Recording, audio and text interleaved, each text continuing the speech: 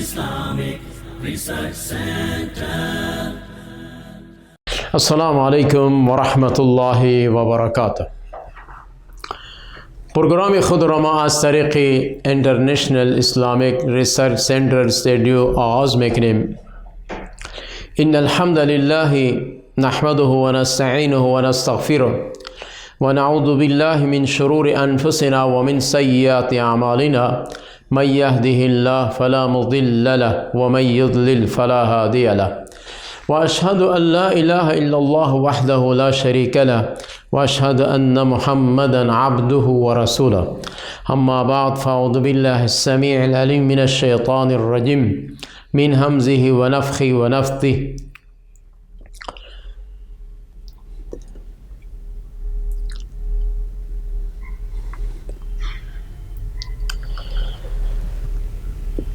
وإذ قال ربك للملائكة إني جاعل في الأرض خليفة قالوا أتجعل فيها من يفسد فيها ويسفك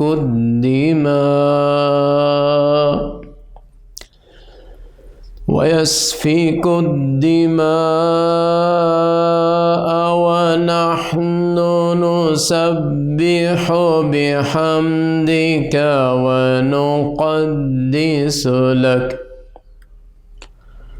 قال إني أعلم ما لا تعلمون. وعلم آدم الأسماء كلها ثم عرضهم على الملائكة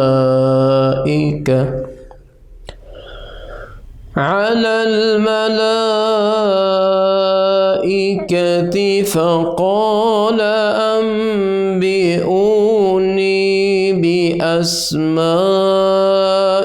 هؤلاء إن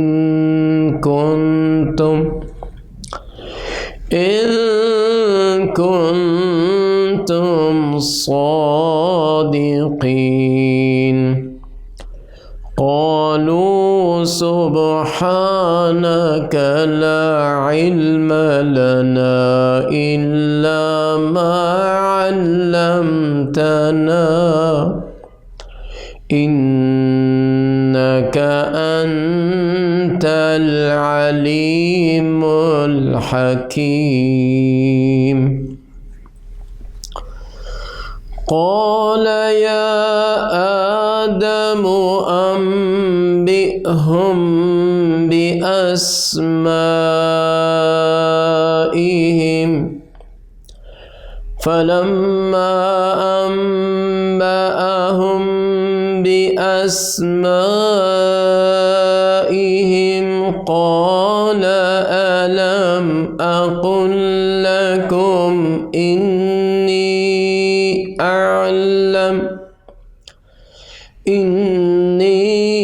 أعلم غيب السماوات والأرض وأعلم ما تبدون وما كنتم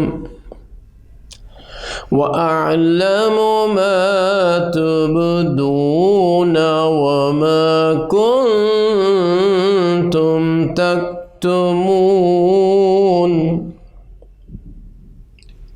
صدق الله العظيم.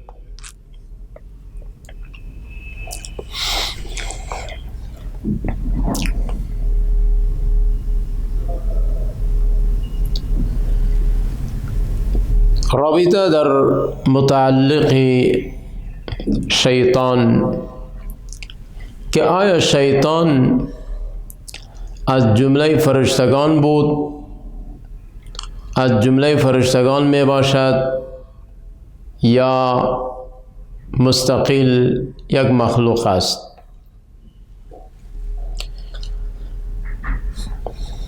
پیش از پیدایش انسان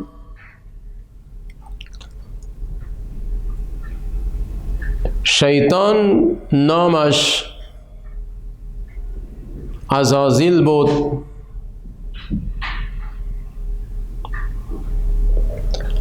همراه فرشتگان بود.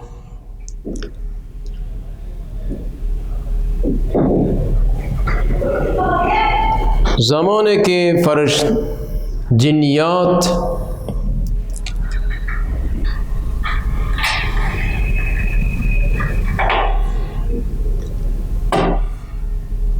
وجودشان بود، پیش از پیدایش انسانها، پیش از پیدایش آدم علیه السلام، جنیات و فرشتگان وجود داشتند. این ابلیس عزازیل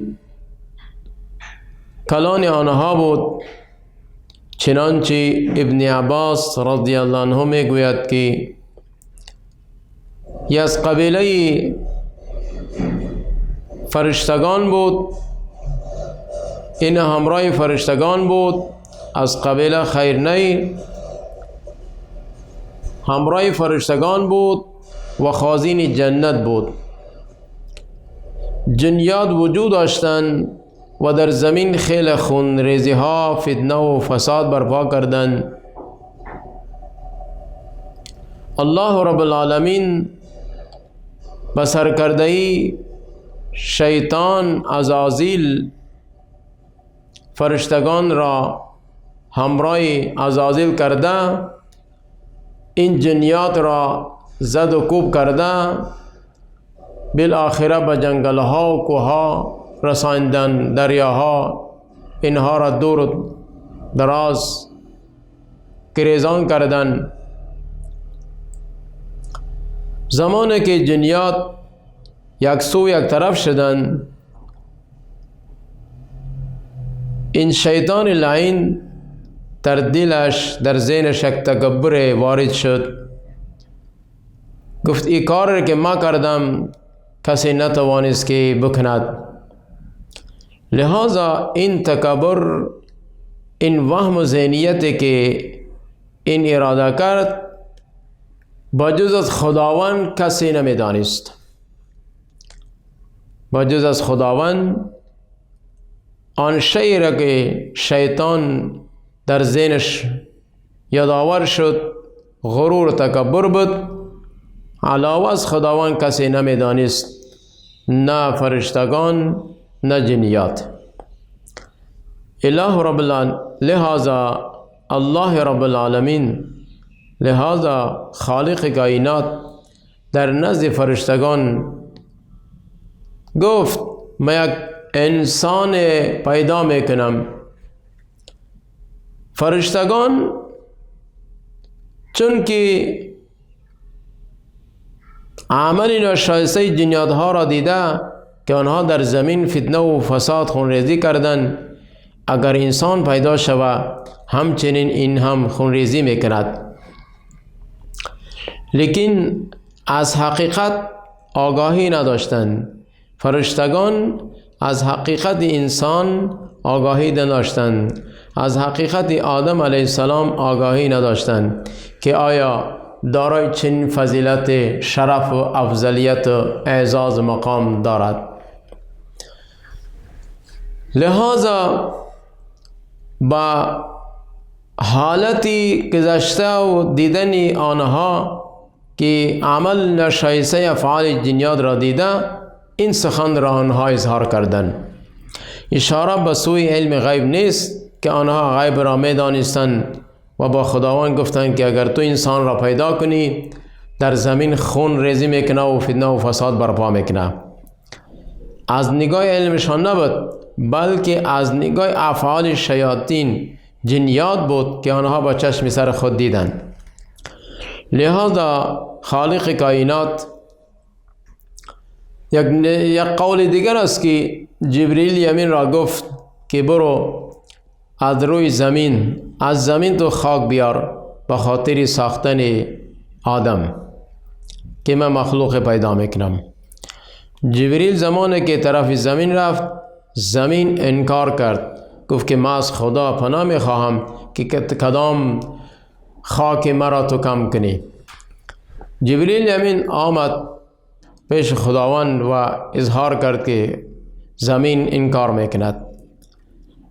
عزرائیل را فرستاد ملک الموت را که تو برو خاک بیار. ملک الموت آمد، زمین همچنین اظهار کرد که از خدا پناه میخواهم که چیزی را از من کم و کوتاهی کنه. ملک الموت هم گفت ما مطابق فرموده خداوند، چیزی که خداوند مرا امر کرده است، ما هم همچنین از خداوند پناه میخواهم که من در امر او کوتاهی کنم. لہذا از روی زمین مختلف انواع آورده، سفید، سیاه، سرخ، مختلف رنگارنگ. لہذا خمیر انسان را الله رب العالمین خیلی خمیر یک تمام خاکه ها را یک جا کرده خلط نمود و انسان را آفرید، مجسمش تیار کرد.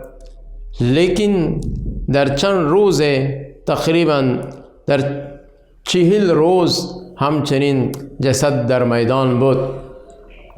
شیطان لعین آمد رفت میکرد، حالت از او را میدید، فکر میکرد که کدام چیزی هست.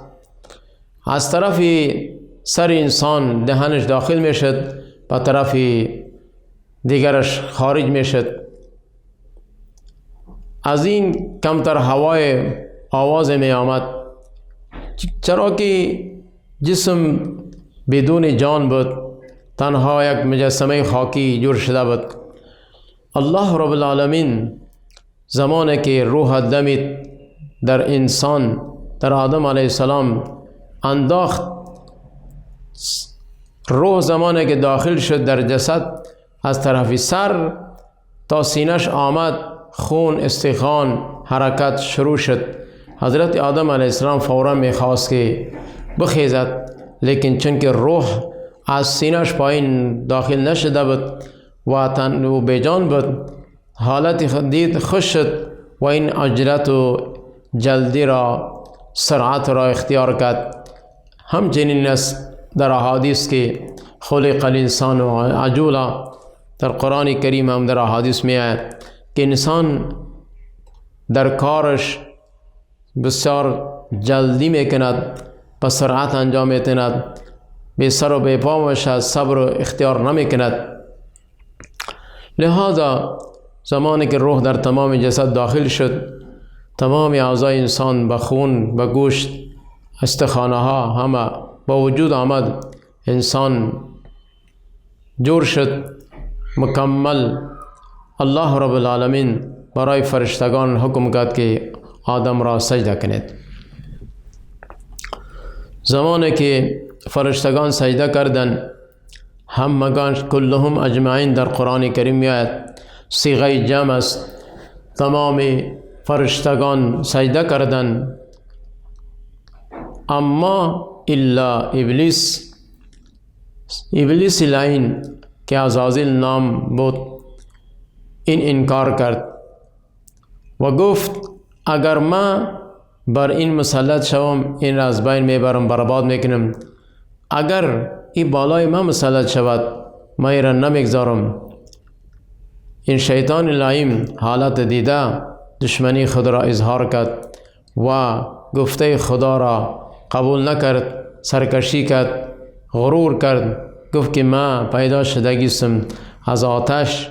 آتش خاصیتش این است که بلند می رود، به بالا می رود و انسان پیدا شده است از خاک که زیر پا می باشد، پایمال می باشد. لہذا مقام ما، مرتبه ما، خلقت ما بلند است، ما هرگز به انسان سجده نمی کنم.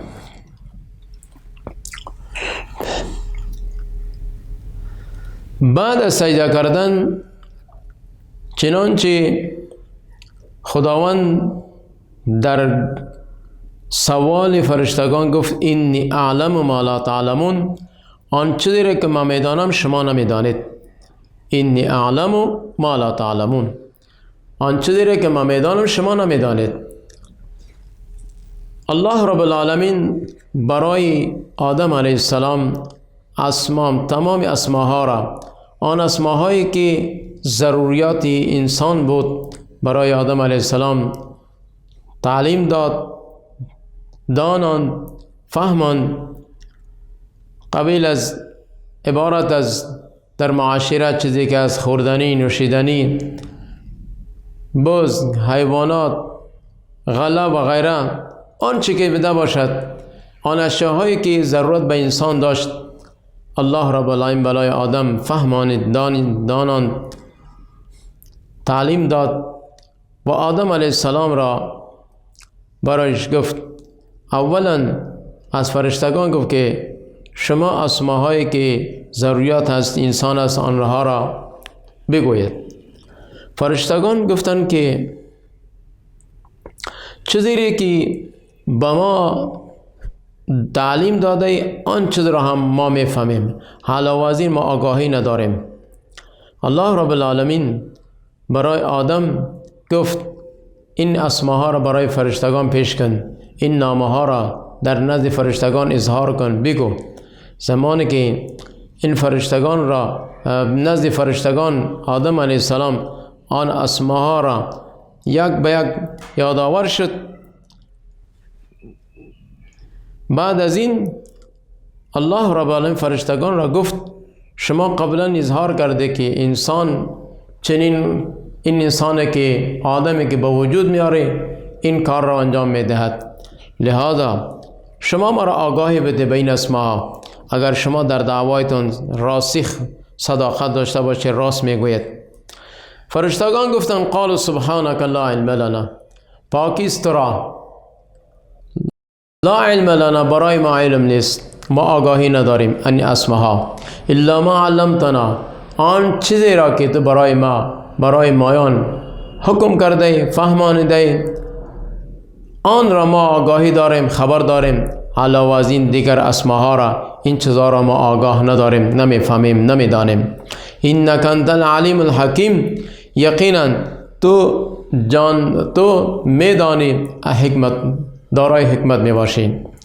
انک یقینا تو العلیم دانا میباشی، الحکیم با حکمت میباشی. چیزی را که تو میدانی آن را ما نمیدانیم، چیزی را که علم داری تو، با آن علم تو ما مشاهده کرده نمیتونیم، رسایی کرده نمیتونیم، و تو دارای حکمت میباشی. چیزی را که فیصله بکنی با وجود بیاری بدون حکمت نمیباشد. قال یا آدم انبیهم، خداوند برای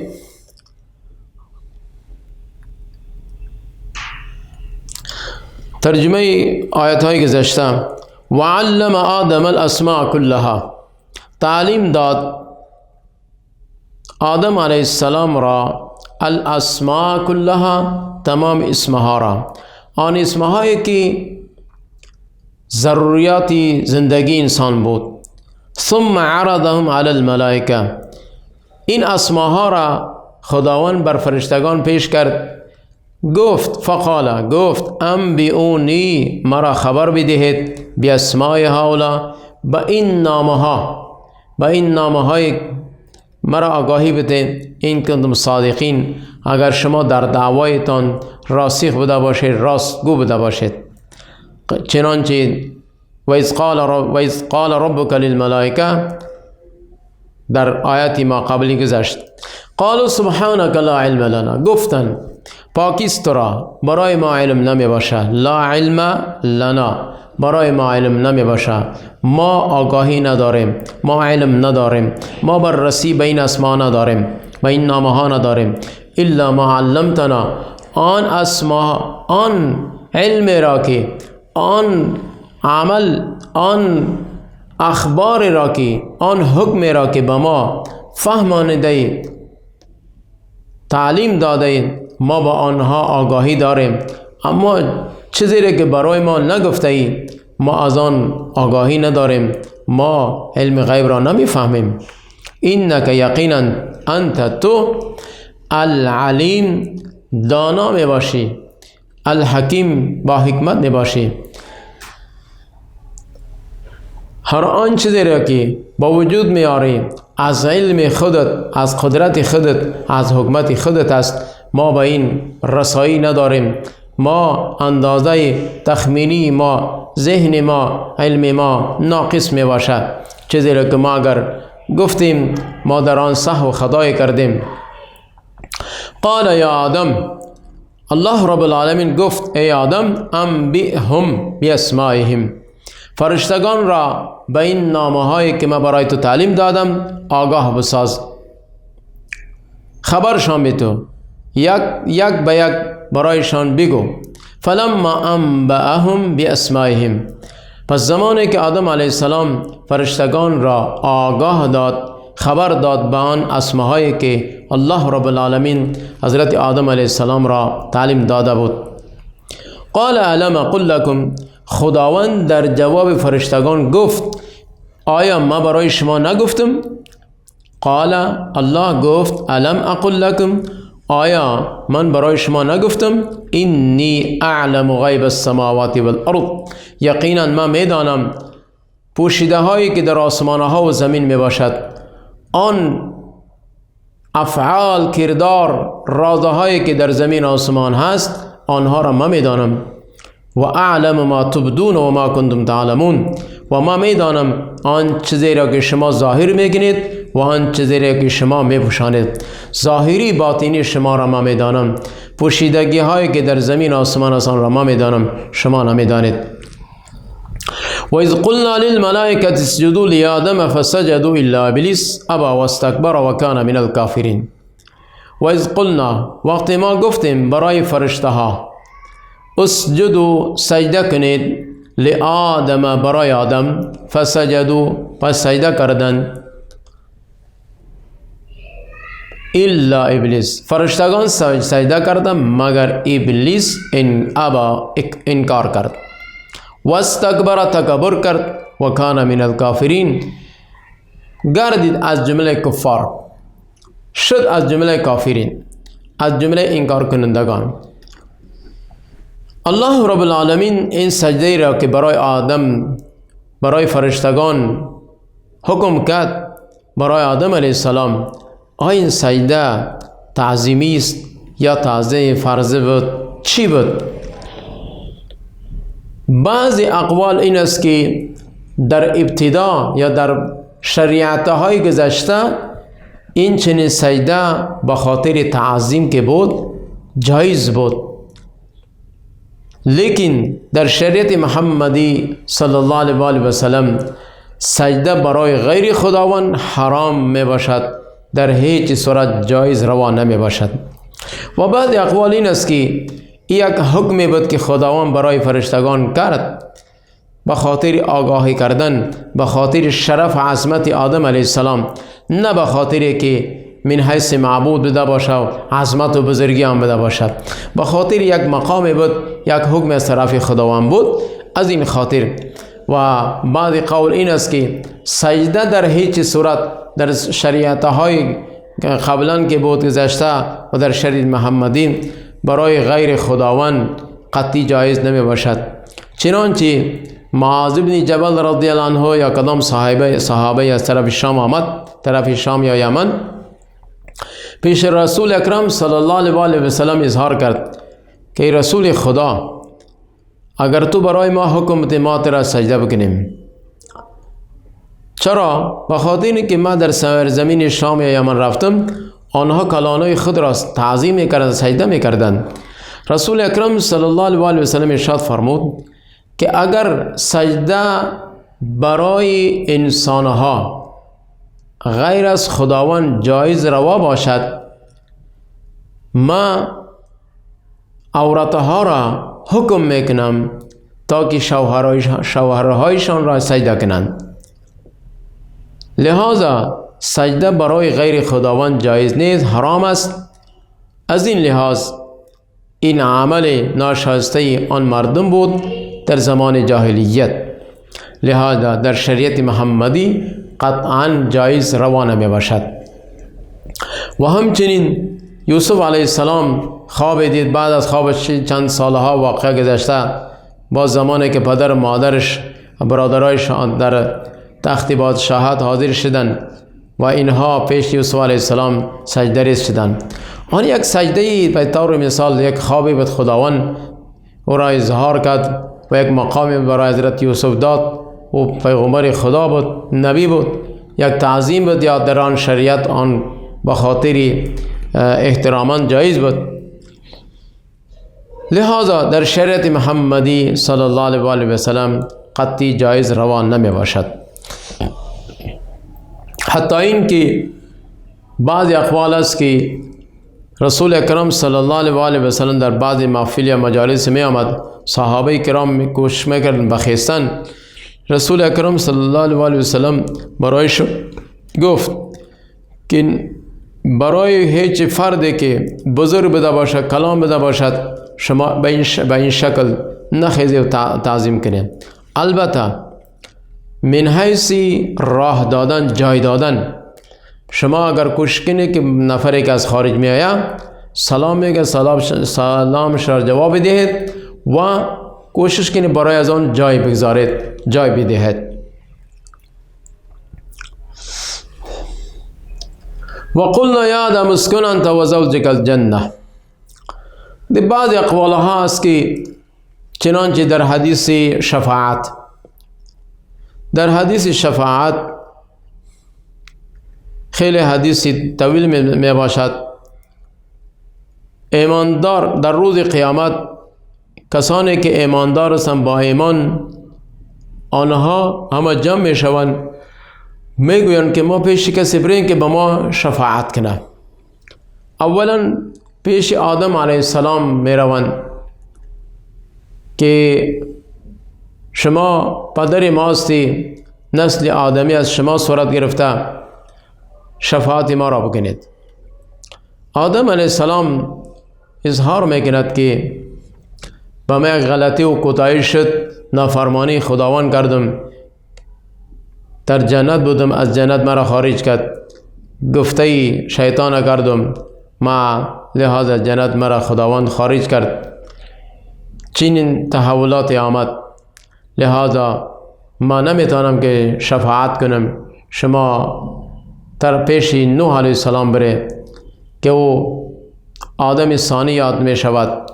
زمانی که پیش نوح علیه السلام می آیند، نوح علیه السلام همچنین اظهار میکند که من نمیتوانم که شفاعت شما را بکنم. چرا؟ به خاطر این که زمان خداوند به ما گفت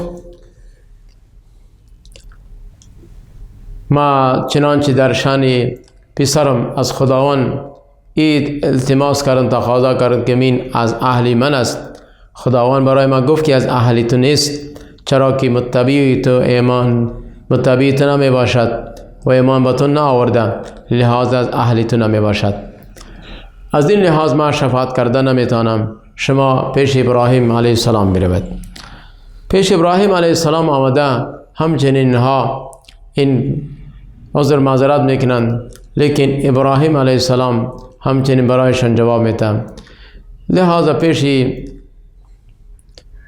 موسی علیه السلام می آیند. موسی علیه السلام میگن تو کلیم الله هستی، برای ما شفاعت کنی. اینها مختصر همچنین جواب میتن موسی علیه السلام که من یک شخصی را ما یک چپاک زدم، یک قپاک زدم که او مرد ناگهانی، قصاصی از او ما نتوانستم که بدهم. لہذا ما در این اثنا، در این حالت پیش خداوند قاصر می بده باشم، شما پیش عیسی علیه السلام بروید. پیش عیسی علیه السلام آمده، همچنین ها اظهار میکنند که تو خیلی اختیارات الله برای داده بود، مرده ها را زنده میکردی، لہذا شفاعت ما را بکنید. حضرت عیسی علیه السلام میگه که ما هم نمیتونم که شفاعت کنم. پیش رسول اکرم صلی الله علیه و آله و سلم میاند. پیامبر گرامی صلی الله علیه و آله و سلم نزد خداوند اجازت میخواهد در سجده پیش دربار خداوند سجده ریز میشود. سجده کرده خیلی طویله. خداوند برایش میگه که ارفع راسک، ای محبوب سر خود را بالا کنید، آنچه که میخواه شفاعت میکنه شفاعت کن. یک اندازه مقرره من شفاعت میکنم، باز نزد خداوند دوباره سجده میکنم، باز خداوند برای میگه، همچنین باز یک حدود مقرر میکنه اینقدر شفاعت میکنی، باز شفاعت میکنم، باز دوره دوم سوم سجده میشم تا دوره چهارم. بالآخره آن چیزی که در قرآن کریم ثابت شده است که آن کفار و مشرکین اینا در جهنم در دوزخ همیشه می باشند، علاوه از این ایماندارها را من شفاعت میکنم از جهنم رها میکنم. لیکن کفار و مشرکین که اینا در جهنم من حیث ابدی و ابدالآباد همیشه می باشند، برای از اینها شفاعت کردن نمی شود، خداوند اینها را نمی بخشد.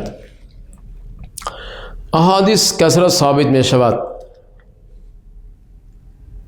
که فضیلتی که خداوند برای آدم داده نه برای فرشتگان داده، نه برای انسانها و جنیات داده. خداوند انسان را از خاک آفریده و شیاطین را از آتش آفریده و فرشتگان را از نور آفریده. لہذا شیطان به نام عزازیل که خازن جنت بود، به قول ابن عباس رضی الله عنه، یا از قبیله از جنسی فرشتگان نبود، لیکن فرشتگان را من حیث سربراهی فرشتگانی را به یک وقت مقرر کرده بود به خاطر نابود کردن و دور ساختن جنیات که چرا اینها در زمین خیلی فتنه و فساد خونریزی ها کردن. لہذا در این اثنا زمانی که این جنیات دور شدند، شیطان لعین یک غرور تکبری در ذهنش آمد. الله رب العالمین زمانی که آدم علیه السلام پیدا کرد، حکم به سجده کرد، از سجده کردن این انکار کرد، غرور کرد، تکبر کرد. لہذا طوق لعنت را در گردنش خداوند انداخت تا روز قیامت، برش مهلت داد و بندگان خدا را گمراه کرده را روان است و در روز قیامت این احساس می شود، قایم می شود که من از خدا می ترسم. چیزی که من برای شما گفتم، ما امید و آرزوهایی که دادم آن تمام به اصطلاح غلط بدن. لہذا من از شما بیزار هستم، از خدا می ترسم. و کسانی که در دنیا دنبال شیاطین رفتند، خیلی ها امیدهایی داشتند، لیکن امیدهایشان در روز قیامت به خاک یکسان می شود. همه به پریشانی مبتلا می شوند در عذاب خداوند. آن اشخاصهایی که دنبال شیطان رفتند، وسوسه و غرور تکبر کردند، دنبال روی کردند، آنها افسوس میکنند، لیکن افسوس برایشان فایده ندارد. این قضا و قدرت خداوند بود. این حضرت معامله، این قسمت، آنچه که خداوند در تقدیر نوشته و کشیده بود، حضرت آدم را آفرید و این منصب انبیاء و رسول، اولیاء الله، ولی الله، علما، دیگر متقی مردم متقی خدا پرست، مختلف انواع انسان می باشند که خدا را می پرستند، عبادت می کنند. این اوصاف ها در دیگر مخلوقات وجود نداشتند، اگرچه فرشتگان مبراه منزه می باشند از این خواهشات نفسانی، از این عملهایی که انسان می کنند، لیکن الله رب العالمین از جنس انسانها انبیاء و رسول آفریده و از جنس فرشتگان یا جنیات انبیاء و رسول نیامده است. اقول قول هذا استغفر الله لي ولكم ولسائر المسلمين.